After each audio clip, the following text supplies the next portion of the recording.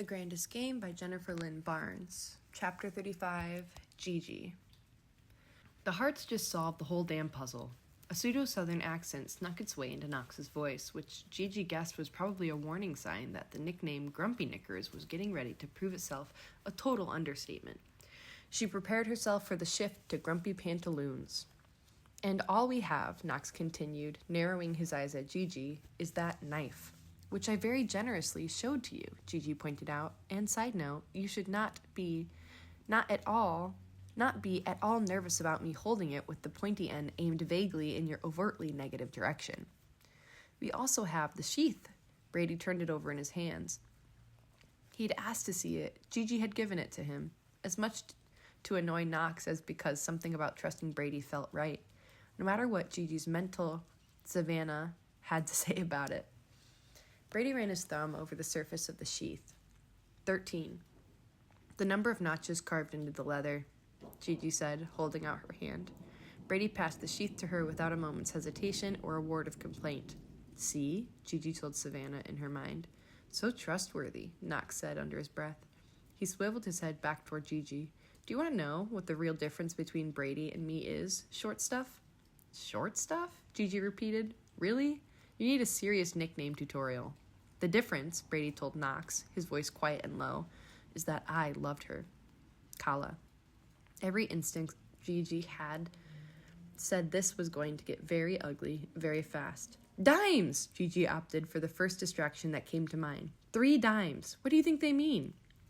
It was a good question, but the distraction didn't stick. It's been 6 years, Brady. Knox's voice reminded Gigi of sandpaper. All traces of the accent she'd heard earlier were gone. I know exactly how long it's been. Brady took off his glasses and cleaned them on the end of his dress shirt. And I already gave you your second chance. The glasses went back on, last year. If you would just... Dimes! Brady caught off Knox and turned to Gigi. 3 dimes. Gigi made the executive decision to step in between the two of them and prophylactically,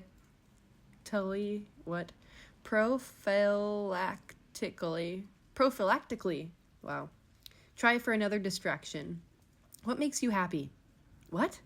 Knox looked like he'd just snorted milk out his nose and was trying to recover without anyone noticing. His nostrils flared, his eyes opened wider, but not in a good way. What is one thing, Gigi said, that makes you happy? You might recall that one of my specialties is providing distractions. Brains aren't built to be neutral. When you get stuck in a loop of confirmation biases and stale ideas, you have to take the bull by the horns and jar the hamster off the wheel. No hamster metaphors, Knox practically snarled. Gigi sheathed her knife, pushed up her skirt, propped her foot on the table of the desk, and used her duct tape to strap the blade back to her thigh. What makes you happy? Knox didn't know it yet, but he wasn't going to win this one. Brady answered, My mama's dog. His name is That Dog. That dog is not a particularly small or sweet-smelling canine, but he sleeps on Mama's bed every night. I love him already, Gigi said. Knox, what makes you? Money, Knox said flatly. Money makes me happy. Gigi stared at him, cheerfully waiting, and finally, Knox broke.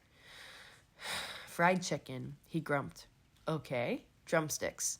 That have been in the refrigerator overnight, old cars, expensive scotch. Knox looked away, his body wound tight. And constellations? Brady went very, very still. Sufficiently distracted herself, Gigi forced a mental pivot. Her brain latched on to a new course of action, and she didn't question it. She just grabbed the jeweled band on her skirt and bent it down, baring the rest of her midriff, and the words she'd written there. Manga Ra. The knife hadn't been the only thing she'd found on the island.